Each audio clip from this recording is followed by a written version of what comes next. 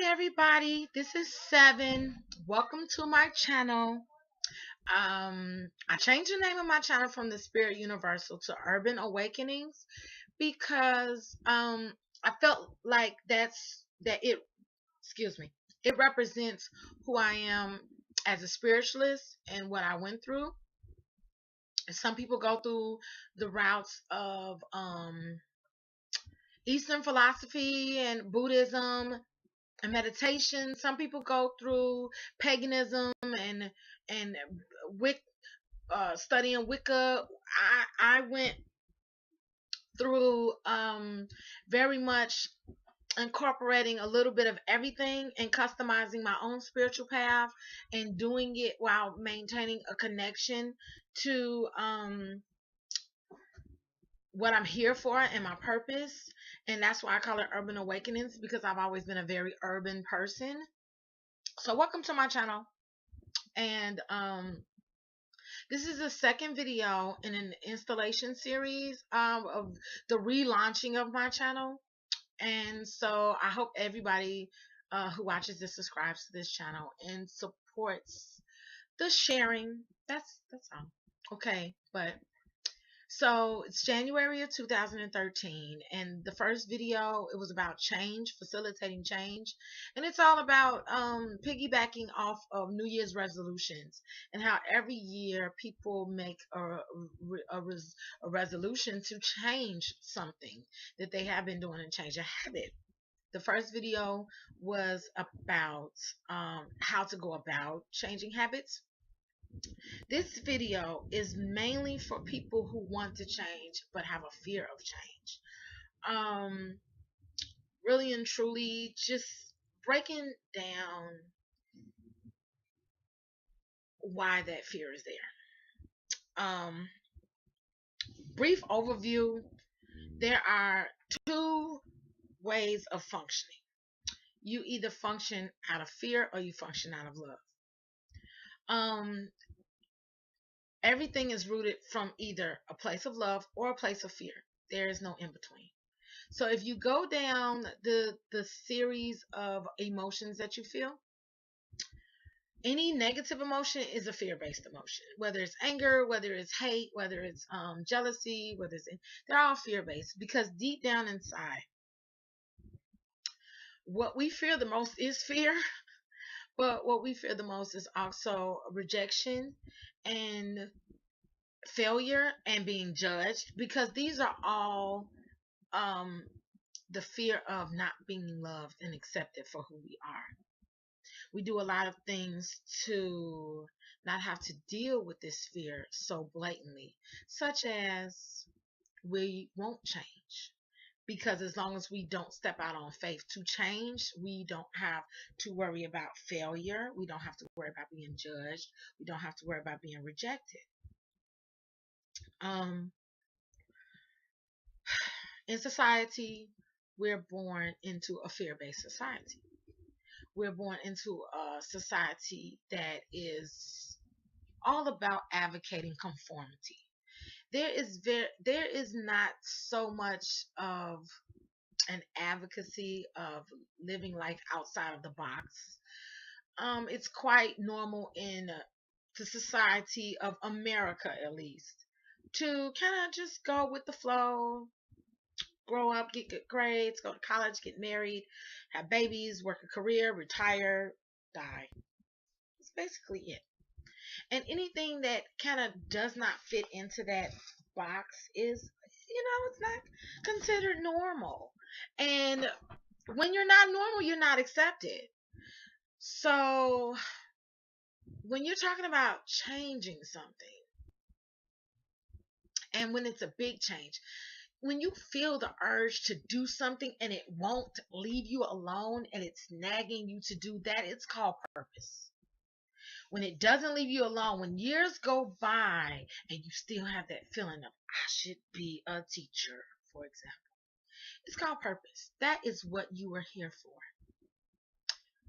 I mean, it's no major issue if you don't fulfill purpose.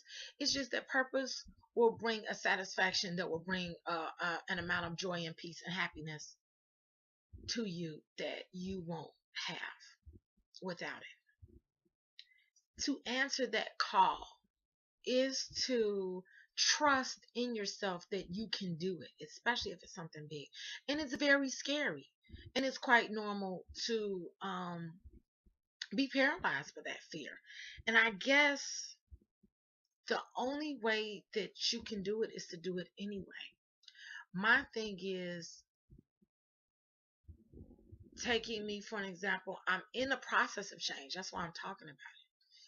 Going back to school to become a psychologist. And immediately, as soon as I got the desire to do it differently and the courage to even entertain the thought of, I'm a natural born teacher. I've always been very spiritual and I want to use these gifts to help people. And how can I follow my dream and my passion in life? And what career choice can I choose that fits these passions that I have? And my natural reaction, life coaching, becoming a spiritual advisor, becoming a psychologist, all things to help the human being with the human being experience. And immediately fear, doubt, immediately. It's immediate. Understanding your own nature is key.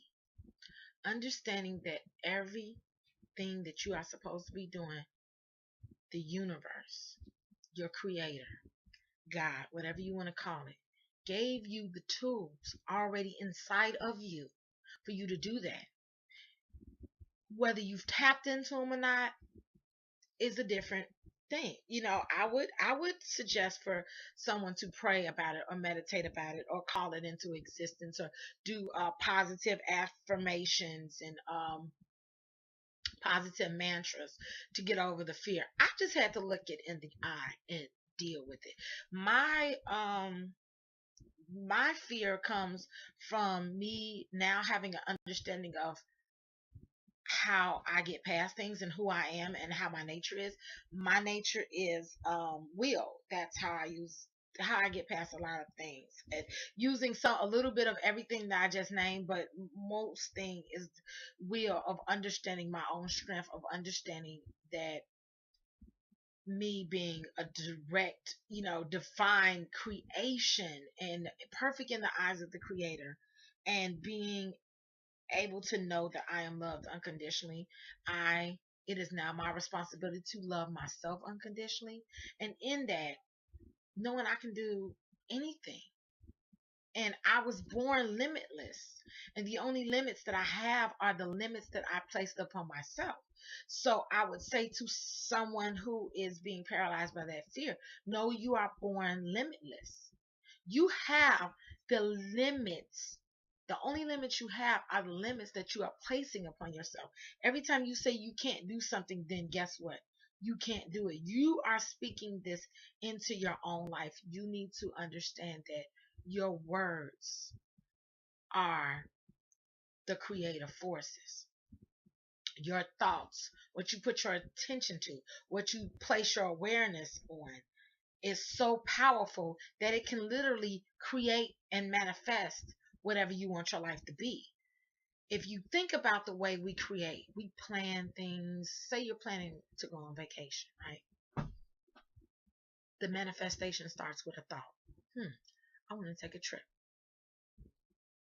Then that thought turns into, I'm going to take a trip. When you get to thinking about, do I have the money for it? Can I plan it now? Now, you might be on a budget. And you might say, I can't go on this trip. Immediately doubt, because I can't afford it. But it's the desire that you have. I really want to go on this trip. So what do? You start budgeting it. You start planning. You start making manifest that thought. You are the co-creator with God. You might say, God, I want to go on this trip. Please help me. Then, as in heaven, as so below. you begin to wield your own power. You might not think it's power because it's something you do all the time, but it's power because you are going to make that trip manifest. Something that once was a thought is now the actual reality in front of you as you're walking on the cruise ship. This, you made this. You need to understand that this is power. In this power, you can do whatever you want to do. You understand the trips of doing it. You just need to apply it to bigger things. You applied it to that trip, right? But now you can apply it to something like going back to school. The fear of failure is going to keep you down. And you might say, "Oh, with that fear is of being judged." Guess who's doing the judging? You're judging yourself when you fail. The fear of you judging yourself is what's keeping you from being motivated and moving forward, whatever thing you want to change. Even if it's, see, this is a personal thing. This is between you and you. The fear of you judging yourself, because immediately if you do not make it, what are you going to do? How are you going to react to yourself? You're going to react to yourself with disappointment. You're going to react to yourself with anger. You're not going to react to yourself with self-acceptance, no matter what you do, and self-love and self-appreciation for what you did accomplish. Because guess what? We don't live in that world. We don't. Our society is not. We are a reflection of how we live. Our society standards, we feel like we're supposed to meet them, and when we don't, we judge ourselves. We live in that place of fear, disappointment, anger. I shouldn't have never tried it in the first place. You don't want to go through all those emotions, and you understand when you say, "I want to go back to school," that if it doesn't work, the potential for feeling all of those negative emotions are there, and you don't want to feel that. I watched a video by Bert Harding yesterday, and he said 95% of the average human being's energy is spent protecting its own ego.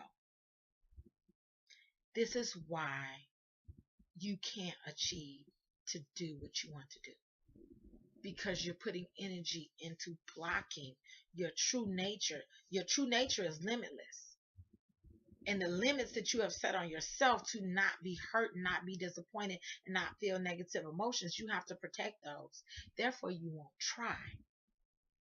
It's not real. Fear, false evidence appearing real. It's not real.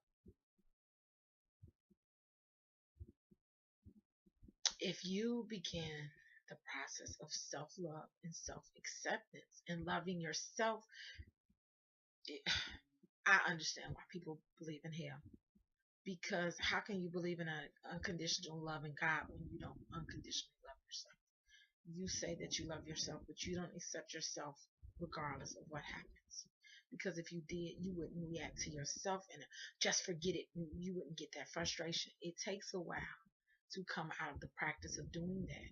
But once you understand that that's what you're doing, you can begin to break that pattern.